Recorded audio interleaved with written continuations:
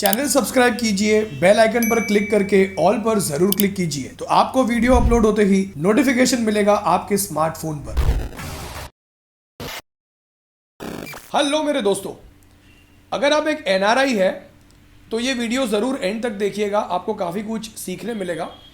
और अगर आप एक सी फेरर है या अगर आप मर्चेंट नेवी में काम करते हैं तो ये वीडियो बिल्कुल देखिएगा, क्योंकि इसमें हम काफ़ी टैक्सेशन से रिलेटेड बातें डिस्कस करेंगे, specially for the merchant, for the people working in merchant navy. अभी हुआ ऐसा कि थोड़े दिनों पहले I was talking to one of my friends who is a NRI who staying in a Gulf country, और उसने मुझे कुछ ऐसी बातें कही जब मुझे आई वॉज लिटिल शॉक्ड कि how come he doesn't know about these FEMA rules. FEMA stands for foreign exchange management act, this was formed in 1999। तो उसने मुझे कहा कि I transfer all my money into my regular saving account in India and I am also looking forward to purchase a agricultural land in India. अब ये दोनों चीज़ें being a NRI आप नहीं कर सकते हो। तो आई थॉट कि एक वीडियो बनता है जहाँ पे मैं 2-3 फेमा रेगुलेशन के कुछ ऐसे पॉइंट्स डिस्कस कर दूं जो एज अ एनआरआई आपको पता होने चाहिए, and as a seafarer तो कुछ ऐसी चीज़ें हैं उनको हमेशा टैक्सेशन को लेकर कंफ्यूजन होता है कि कौन से सिनारियो में हम रेजिडेंट इंडियन है, कौन से सिनारियो में हम नॉन रेजिडेंट है, कौन से सिनारियो में हम ऑर्डिनरी रेजिडेंट इंडियन है और कौन से सिनारियो में हम नॉन ऑर्डिनरी रेजिडेंट इंडियन है। बहुत कन्फ्यूजन होता है। तो I thought why not just make one video and just simplify things. तो ये वीडियो देखिएगा, ज़रूर बहुत कुछ सीखने मिलेगा। और आगे बढ़े उससे पहले, मैं हूं भाविन, सर्टिफाइड फाइनेंशियल प्लानर, और आप देख रहे हैं YouTube channel the art of wealth building, your one point destination to seek an unbiased consultation on personal finance. तो सबसे पहले 3 ऐसे फेमा रेगुलेशंस जो आपको पता होने चाहिए। सबसे पहले related to your bank accounts. As a NRI आपके लिए 3 प्रकार के अकाउंट्स डिजाइन किए गए हैं। You can not hold a saving account in India, you cannot transfer your money from outside of India to a normal saving account in India, that's not allowed। आपके पास इन तीनों में से कोई एक अकाउंट होना चाहिए। पहला है NRO account which is non resident ordinary, दूसरा है एनआरई नॉन रेजिडेंट एक्सटर्नल, और एक और अकाउंट है विच इज एफसीएनआर, जिसके बारे में मैं आपको आगे बताता हूँ। अगर हम एनआरओ की बात करें तो it is a good account to transfer your money from outside of India. The only thing is that from this account repatriation is not possible, यानी if you want to take your money back to your home country, the paperwork is tedious or it is not possible। NRE account is a good account which is again you can transfer your money from outside of India and the money deposited in the NRE account is repatriable। and the good thing is कि जो भी पैसा आप NRE account में आप जो भी income कमाते हो अपने FD पे, रिकरिंग डिपॉजिट पे, दैट इज टैक्स फ्री। तो that is the benefit of NRE। इस पे हमने पहले एक वीडियो बनाया हुआ है डिटेल में, जिसकी लिंक मैं नीचे डिस्क्रिप्शन में शेयर कर देता हूं, उसे देखिएगा जरूर, तो आपको और थोड़ा डिटेल में पता चल जाएगा। And now talking about the FCNR.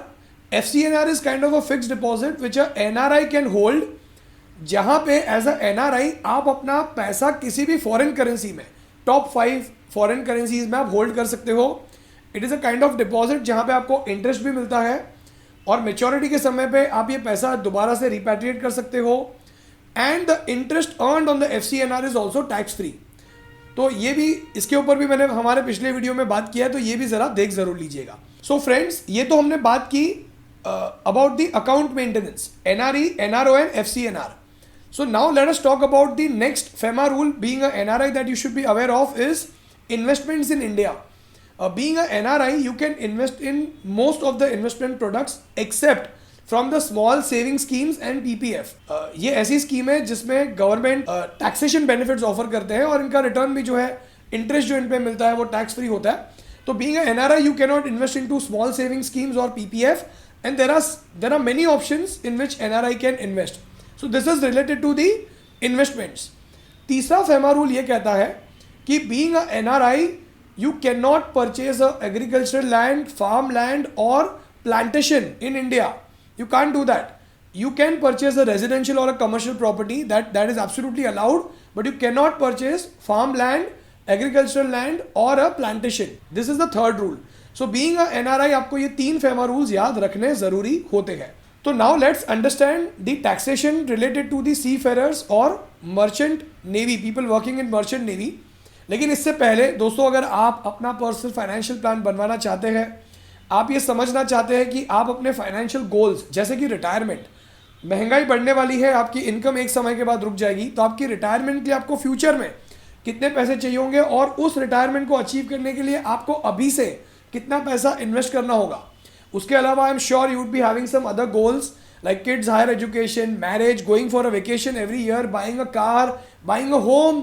ये सारे गोल्स आप कैसे अचीव कर सकते हैं और आपको अभी से क्या करना होगा इन गोल्स को अचीव करने के लिए। और अगर आप अपना पर्सनल फाइनेंशियल प्लान बनवाना चाहते हैं तो आप व्हाट्सएप कर सकते हैं आपकी स्क्रीन पर आए हुए नंबर पर। So now let us talk about the taxation related to the merchant navy and the seafarers. Let us first understand when is a seafarer or a person in a merchant navy a NRI. अगर कोई भी इंसान 182 days से कम का समय अगर India में रहता है तो he is considered as a NRI। अब ऐसी सिचुएशन में any income earn outside of India is not taxed in India because that person is NRI, but specifically related to the merchant navy. उस इंसान की सैलरी उसके NRE account में credit होनी चाहिए।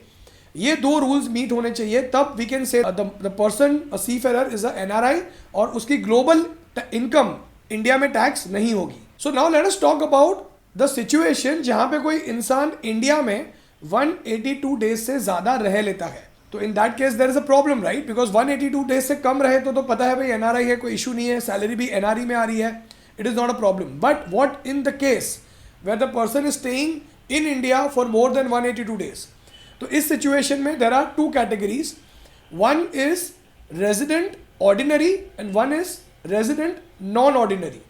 तो ordinary के लिए उस इंसान को क्या conditions meet करनी होगी? Let us look at the screenshot. So the case where the person is resident ordinary in a financial year if he has stayed for more than 182 days in India, in this case directly उसकी जो income है वो tax नहीं होगी। He has to meet to other criterias as well for his income to be taxed in India. Condition number 2, so one condition is 182 days से ज्यादा India में रह लिया, लेकिन कंडीशन नंबर 2 ये है as per the screenshot that the seafarer would be considered as a ordinary resident of India अगर उस इंसान ने पिछले 10 फाइनेंशियल ईयर्स में कोई भी 2 साल अगर वो इंडिया में एज ए रेजिडेंट रहा है, तो ये एक कंडीशन है। या फिर द सेकेंड कंडीशन इज कि पिछले 7 फाइनेंशियल ईयर्स में अगर वो इंसान 729 डेज अगर इंडिया में रहा है तो इस केस में उस इंसान को ऑर्डिनरी रेजिडेंट कंसिडर किया जाएगा और उसकी income, global income, even if that income is earned on the foreign ship, उसकी ग्लोबल इनकम जो है इंडिया में टैक्स किया जाएगा। So this is a ordinary resident, ठीक है, if that person has these 3 conditions. Now let's talk about the resident but non ordinary.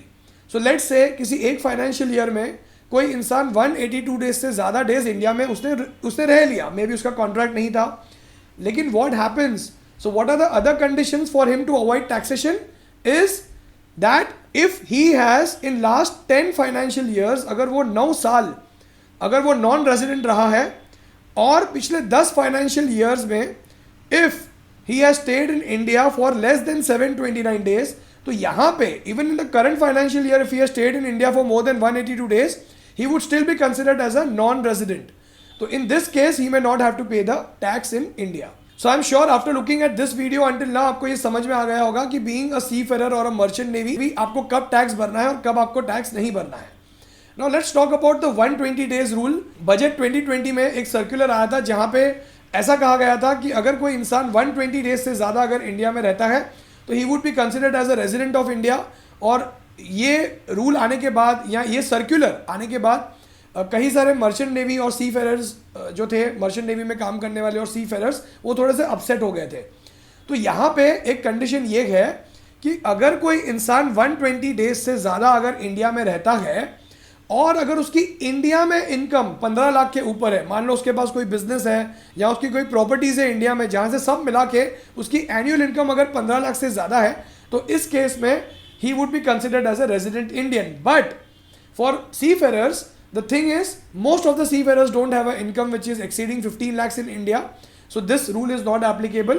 And there was one more circular which said that specifically for seafarers, even if they are staying in India for more than 120 and even if they have income more than 15 lakhs, they would still be considered as non-resident of India. So ये जो 120 days वाला जो rule है वो seafarers और merchant navy में काम करने वाले लोगों के लिए ये applicable नहीं होता है। अब एक बहुत ही कॉमन क्वेश्चन होता है लोगों के बीच, I work in a foreign ship do I need to file income tax in India? Well, usually merchant navy में काम करने वाले लोग और सी फेरर्स कोई किसी भी कंट्री में रिटर्न फाइलिंग नहीं करते हैं। तो आपको रिटर्न फाइलिंग अगर आप इंडिया में करते हो तो it will be helpful to you to create identity. Maybe in future it can help you to take a home loan, or sometimes the bank may ask you for the return filing, etc. So I think ideally you should file your returns, but it is not compulsory if you are a non-resident Indian, and if your income in India is not there at all.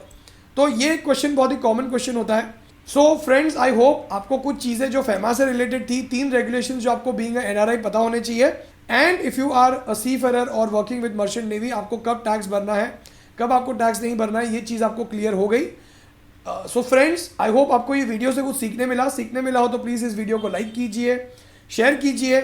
और हमारे हर Sunday और Wednesday वाले videos upload होते ही, अगर आप उन्हें देखना चाहते हैं तो आप हमारी चैनल को लाइक कर दीजिए, सब्सक्राइब कर दीजिए, तो आपको नोटिफिकेशन मिलेगा. आप हमारे इंस्टाग्राम पर भी हमें फॉलो कर सकते हैं, the art of wealth building search करके.